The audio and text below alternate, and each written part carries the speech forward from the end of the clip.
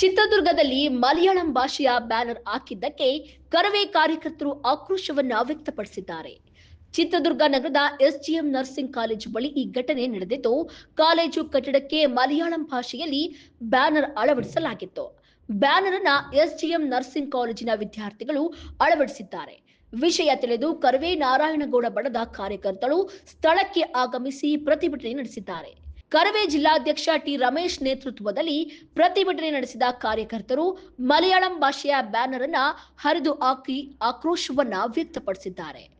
ಇನ್ನು ಕನ್ನಡ ನಾಡಿನಲ್ಲಿ ಕನ್ನಡ ಭಾಷೆಗೆ ಮೊದಲ ಆದ್ಯತೆ ನೀಡಬೇಕು ಎಂದು ಆಗ್ರಹಿಸಿದ ಕಾರ್ಯಕರ್ತರು ಈ ರೀತಿಯ ಅನ್ಯ ಭಾಷೆಯ ಬ್ಯಾನರ್ಗಳನ್ನು ಹಾಕುವುದನ್ನ ಸಹಿಸುವುದಿಲ್ಲ ಎಂದು ಎಚ್ಚರಿಕೆ ನೀಡಿದ್ದಾರೆ.